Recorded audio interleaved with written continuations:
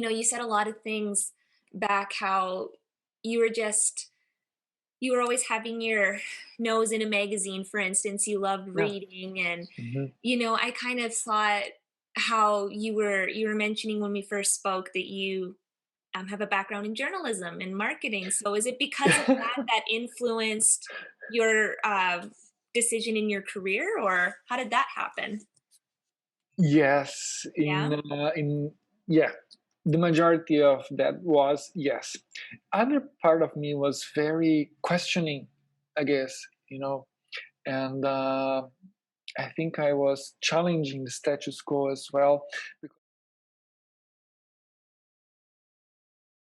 You said a lot of things back how you were just you were always having your nose in a magazine, for instance. You loved Yeah. reading, and Hmm. I kind of thought how you were mentioning when we first spoke that you have a background in journalism and marketing. So is it because of that that influenced your decision in your career, or how did that happen? Yes, Yeah. in yeah, the majority of that was yes. Other part of me was very questioning, I guess, and I think I was challenging the status quo as well because I was, I was always reading, and I was a good student, and I had good grades, and I guess I was always talking to grown-ups and being exposed to work soon. I guess um, I was very questioning, so I Right. had this idea of uh, finding the truth maybe, and Mm. telling people things that could be different, and just speak up. Basically, I was actually shyer and more introvert. It was not very easy for me uh, when I grew up. I was also I was not sure, but now I'm sure I'm Mhm. gay, and it's Yeah. different if you're in a small town and sort of a very traditional upbringing. So you have that sort of a need for more, for reaching out, I guess, and I, I thought for a while, oh, physics. Mhm. That's because that's science. That's going to lead me to the truth. But then I was not very well convinced of where I would work. Yeah. I didn't want to be a school teacher, for example, and Mhm. we didn't have many places that were, employed. I, to the best of my knowledge at the time, people with physics background. So maybe philosophy. Then I'm like, yeah, but then again, where will I work?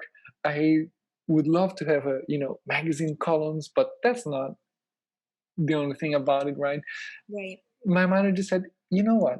Study law, Hmm. because that's a way to navigate the truth of the world and, society, life, and you will learn to, talk to people. And I think I went with journalism as well because I felt it was a combination of uh, learning humanities Yeah. with having the technology component, and Mhm. I knew we had this TV studio, radio studio, internet things, computers, all of that. So I'm like, okay, I could really learn all of that, and I like music, so maybe it was close enough to two things that I really liked, studying and learning about the world, and also the technology side. So The yeah. thing about journalism, from what you were just saying, I was just kind of thinking about it.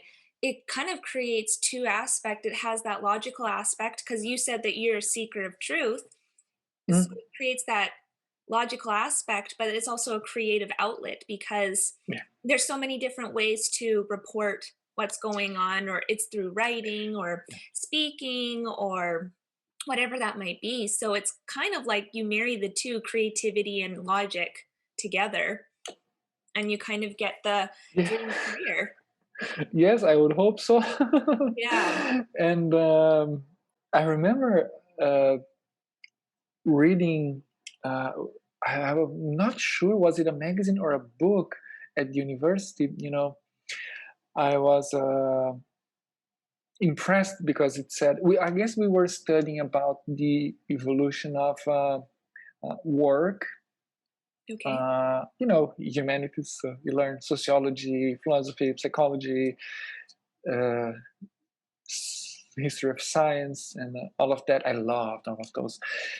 And this book said, and one day, soon enough, you're gonna see capitalists joining forces with people who have ideas and are creative. Mm, And I'm saying, oh, so okay, this is where these guys feel like the economy is heading towards. right. And yeah, cool. I thought, yeah, I didn't see much of that around me at the time happening in Mhm. the, so how can I say, not real life, but in the brick and mortar world. When you go Yeah. around, you see, well, some people have some money and they have more businesses than others, and sometimes they would maybe support other people, Right. who are their relatives or friends. And but you don't see a lot of like you don't discuss business that much, what it takes, or especially international business, or what goes on in Sao Paulo, for example, which is really a powerhouse of business in America. Now, I when I discovered, we had the internet back at home, the Yeah. internet, Mhm. but it was a thing separate from daily life because it was dial-up, and you would Yeah. pay a fortune because it was not local dial-up. We didn't have service in town, so Okay. it was we would have to pay to call to São Paulo or maybe to Porto Alegre so we had to wait until midnight because we would then just pay one pulse. I see, okay, yeah. Yeah, that was the name back then. Back when landlines, you had shares in the phone company to have a landline, Mm, and after that it became just subscription and pay as you go, I guess. But so at the university, I would have all internet I wanted for free.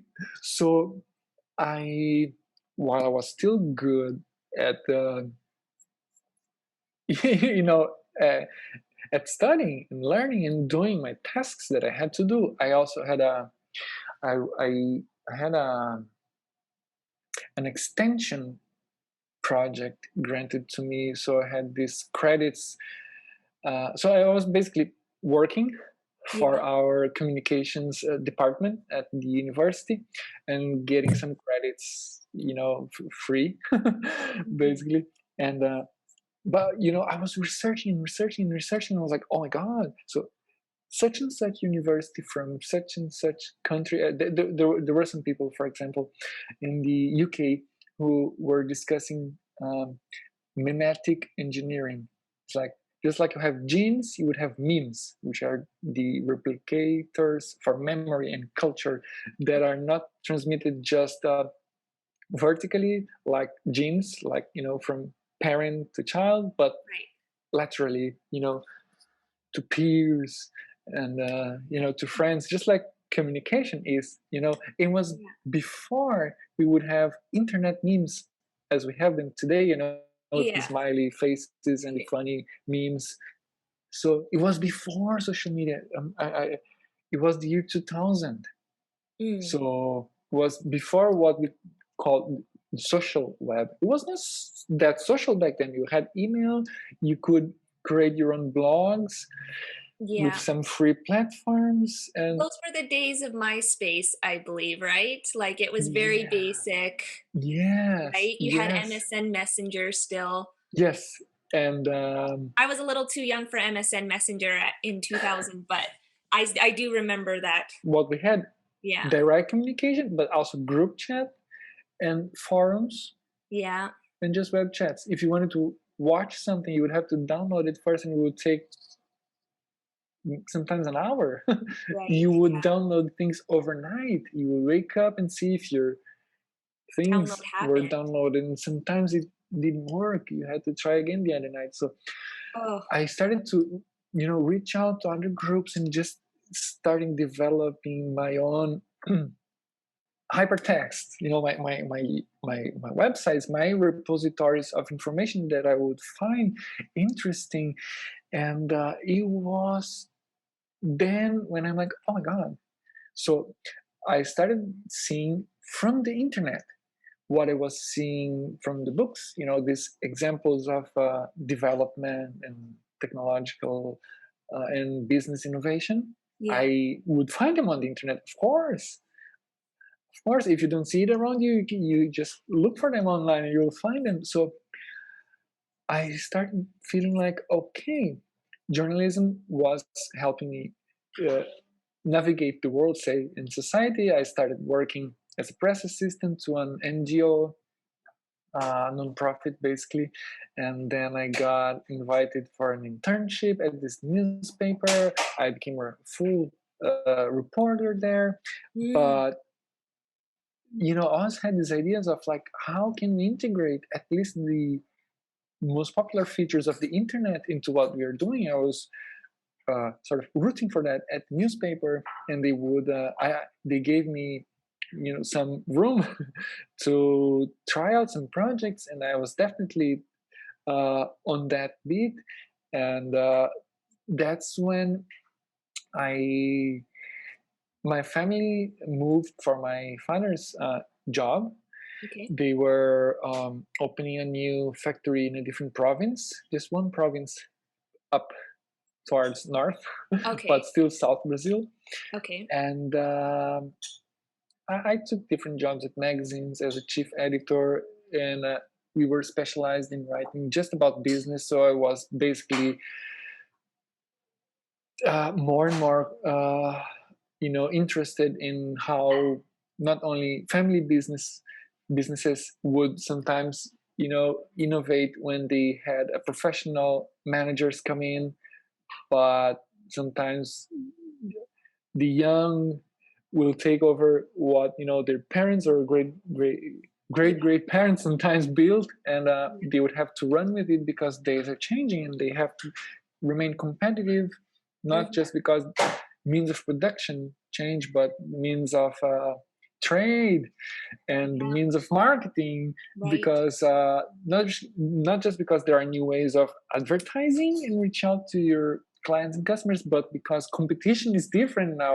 You didn't know you were competing with someone else because they just innovated. They have a new, maybe they were just making furniture, but because they were using a lot of fabric, maybe now they are also into other things that can be done with fabric.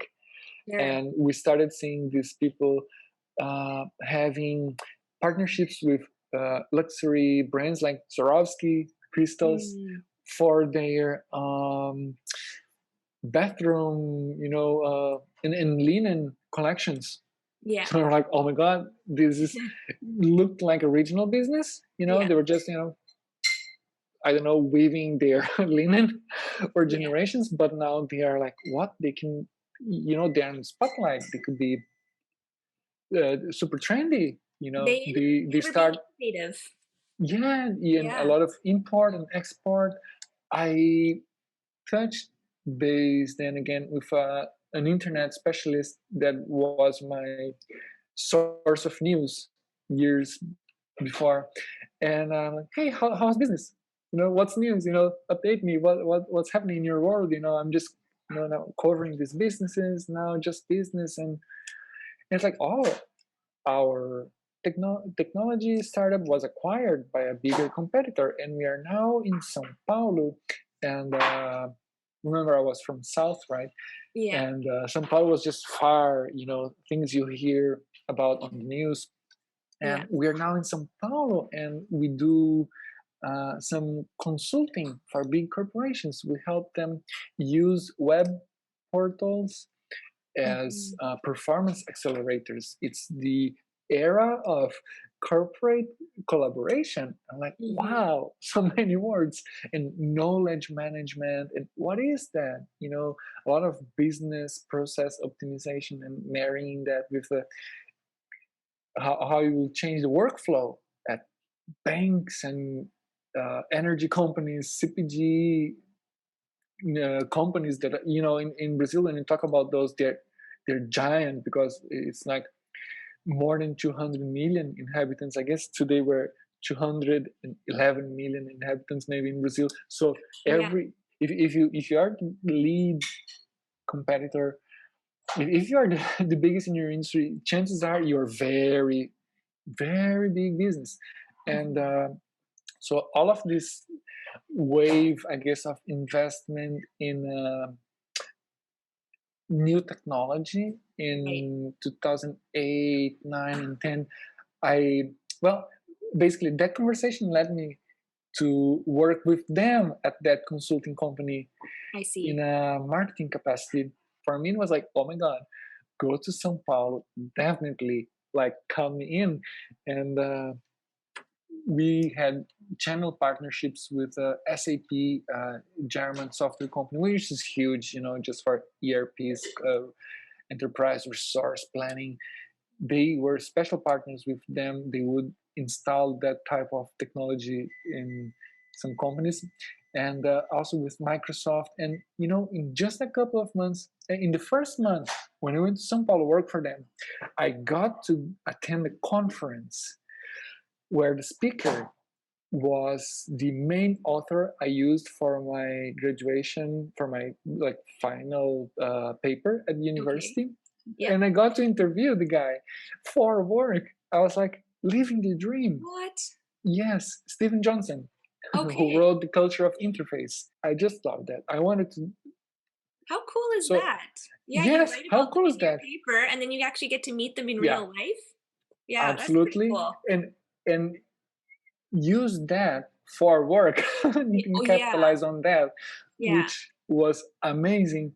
Soon after that, they said, well, you can not only convince like reporters and prospects, clients with your communication pieces, but you maybe you do understand this.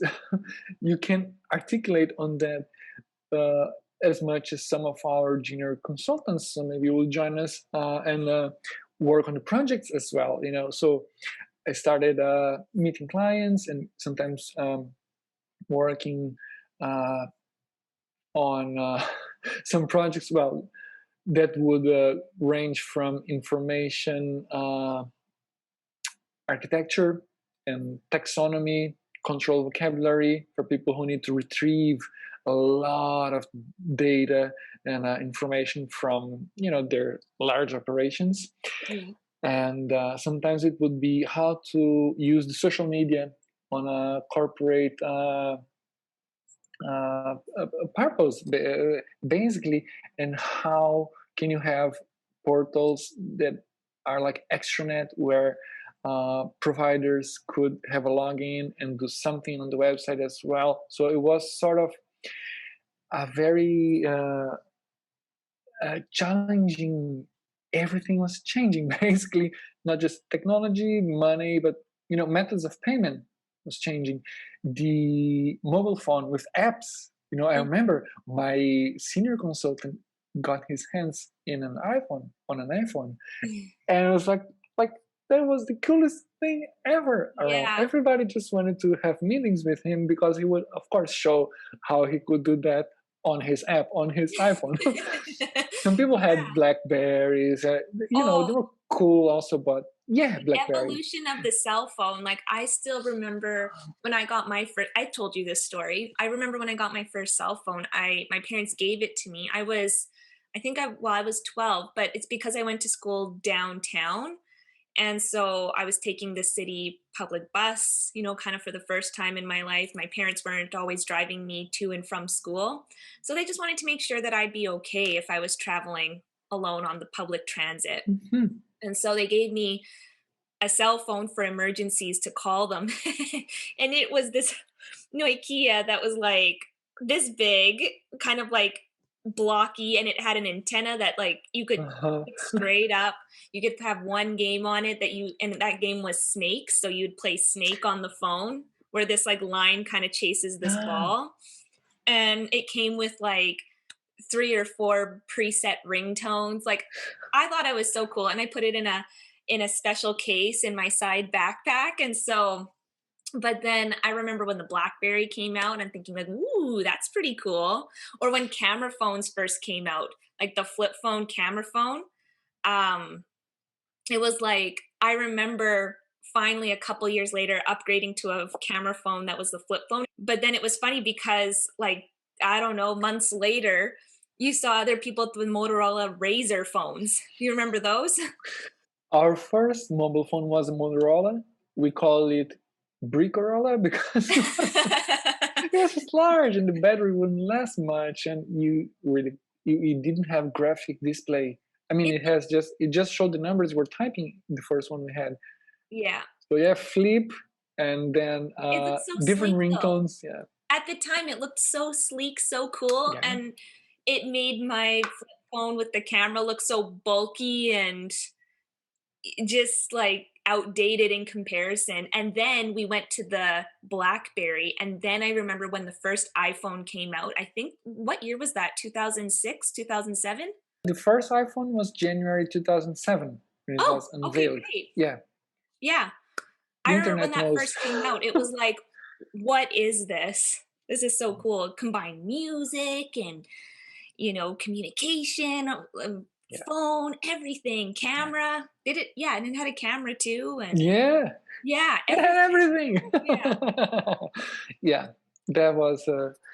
Yeah, I saw myself in all of a sudden, not doing journalism, but promoting companies and helping them, um, with their projects now, which was even a step deeper, closer to sort of how things are done instead of just telling how they were done. Yeah. And, just seeing different people from different countries constantly, like every day in Sao Paulo doing their business. I don't know, or different types of business. Until one day I met this guy at a trade show. Okay. Uh, it was basically the year after that conference where I saw Steve Johnson. So Okay. yeah, I was there this time working for this consulting company. We were supporting a national program, a study, and a support program for the cybercafe industry. Okay. That was a huge industry in Brazil So what's a because so much cyber was done. cafe? Can you explain what that is?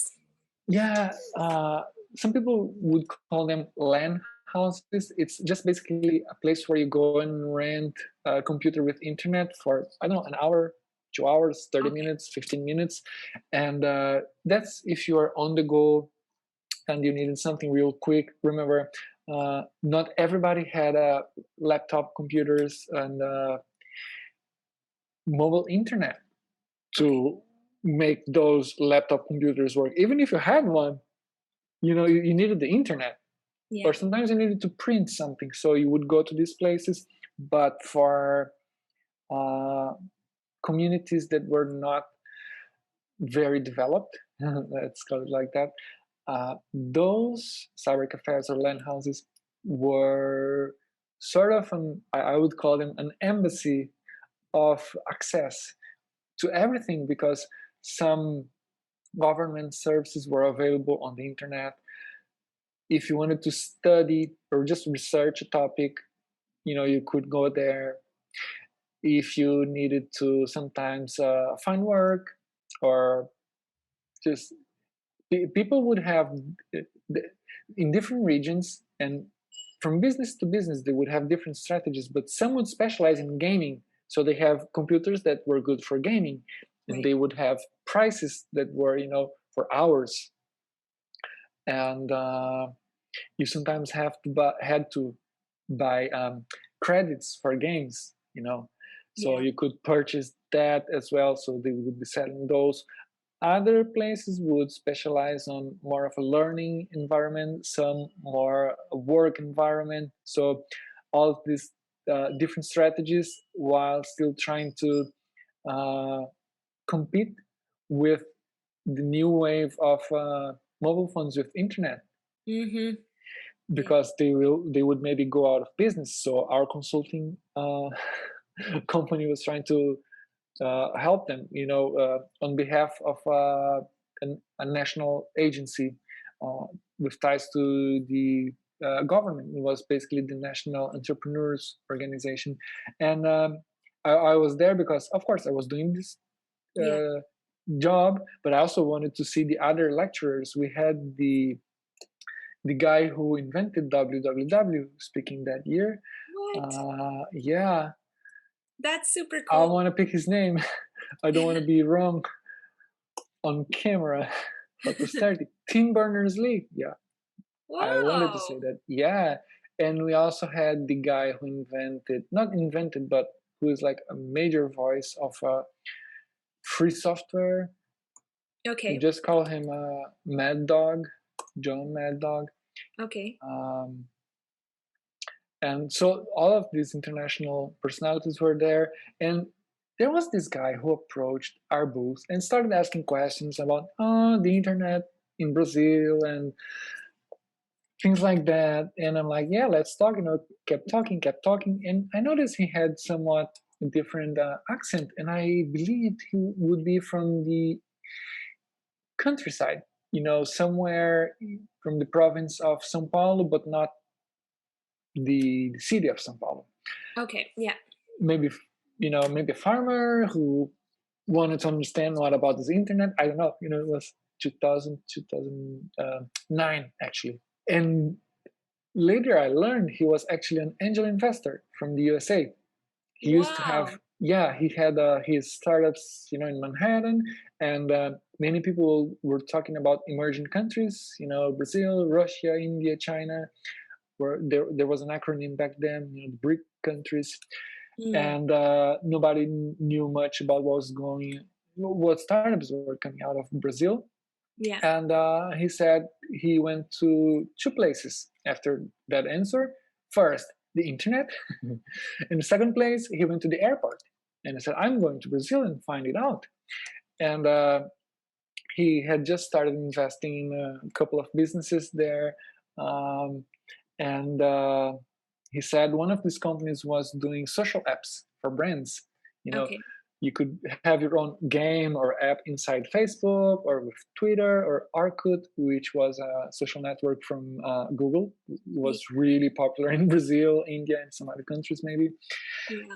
Um, and also, this startup was working out of a co-working space. And I'm like, oh, fascinating! Wow, this is so next level. This is the new world. I wanted to see when I was young, and when I joined university to study for something that would, help me navigate. That's what I'm talking about. So it was coming true, but I had switched from journalism to marketing and doing some information consulting or something on that business field. And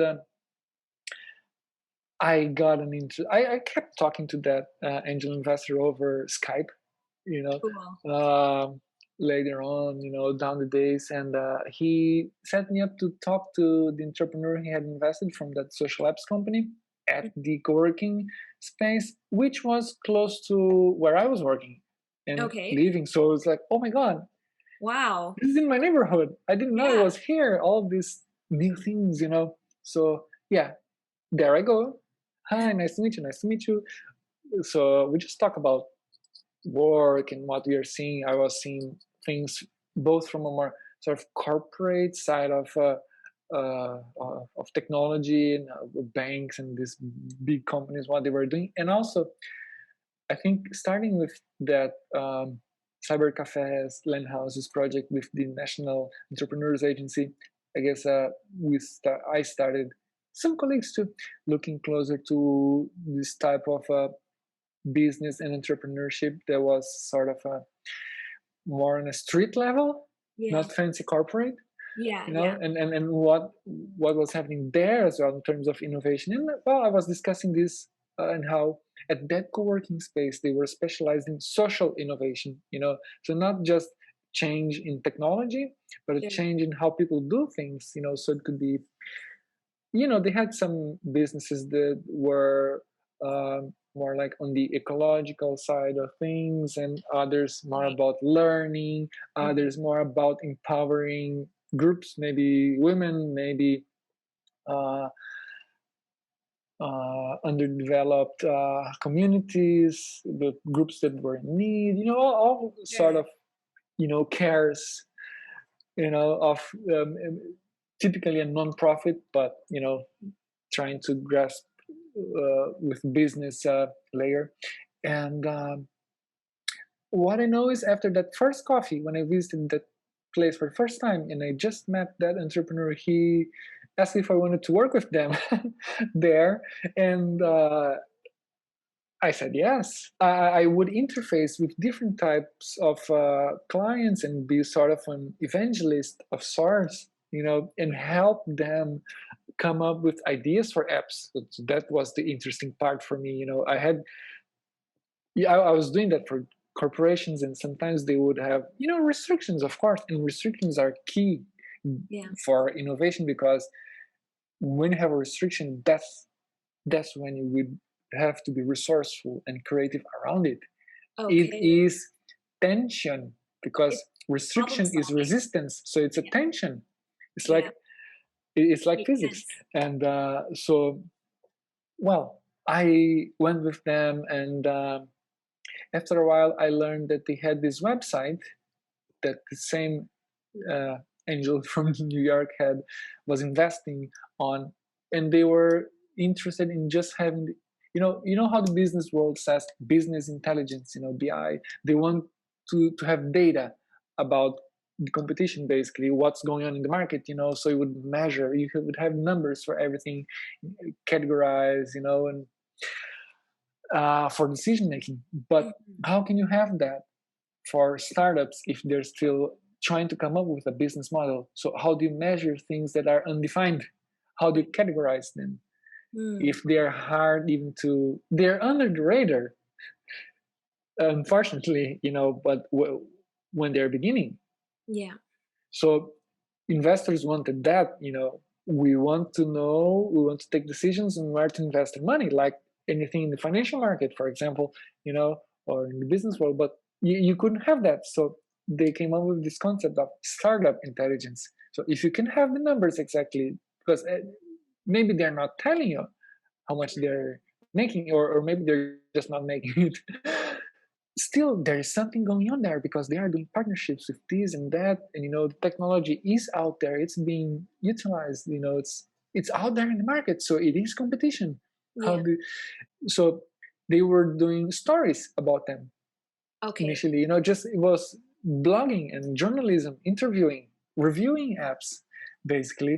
And they said, do you want to take over this business, because you come from journalism, you became a marketer, you became a consultant in technology, and you've been helping us create, define the stories for social apps. It's basically a product position. And can you go back to journalism maybe and do something with this website? Mm. And well, I did what I had learned to do. First interviewing, Yeah. researching. That's from journalism, and then while you are at it, reaching out to people, you could use your ideas that you learned from the business world of consulting and being propositional, intentional, trying to draw channel partnerships as you did with uh, those big software companies. So I helped. There's this foundation called Endeavor Foundation. It's huge in several countries, including the United States. It's famous for supporting high quality entrepreneurs. Okay. It's well, it has these vetting committees and mentors from big corporations, and basically they have ties with uh, nonprofits across the globe. Mhm. And they were doing the Global Entrepreneurship Week in different Okay. countries. Of course, it's global, and also in Brazil. I said, "Hey, wait, guys!" I knew the person who was running the program for startups at Microsoft, and I told her, why don't you do something here, host a conference of sorts here at this co-working space, because it's got different type of innovation.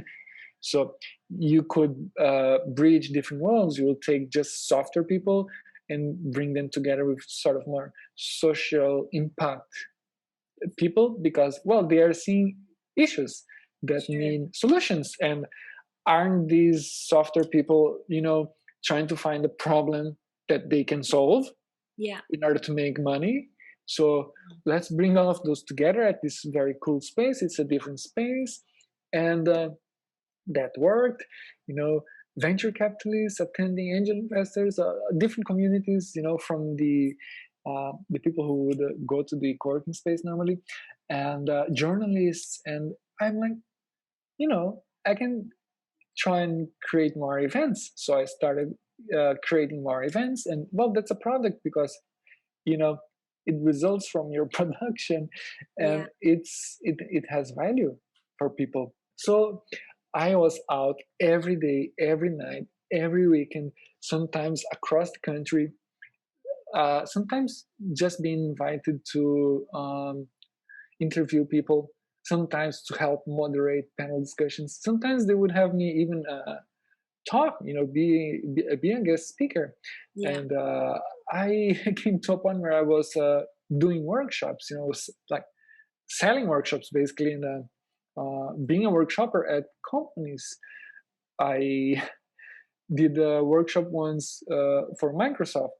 Then there was a bank that heard about it, and they wanted me to go there and do a workshop as well. So I was running content Yeah. website basically, with journalism and review apps, but having these ideas for they were products, they were services, but we like to call them products because you start to sell tickets as well and get sponsors. And we started having international sponsors. We had partnerships, for example, with Airbnb, which is like a deer of all startups, a symbol of how startups can be really disruptive and global and important.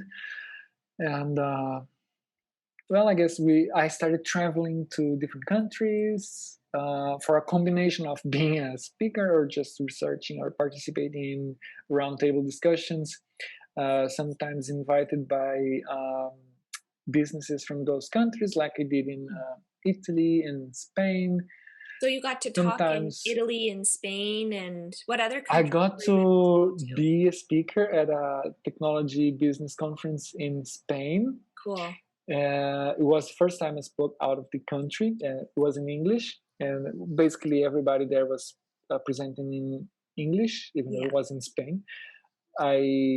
In Italy, I was moderating a panel Okay. at also a startup technology innovation conference. It was international. We had a competition, um, and they had startups from different continents, not just countries. So we would have startups from Russia, from South Africa, from Brazil, from France, and they were all in Italy. And so sometimes you go somewhere to find people from that place, but you also meet people from other spaces.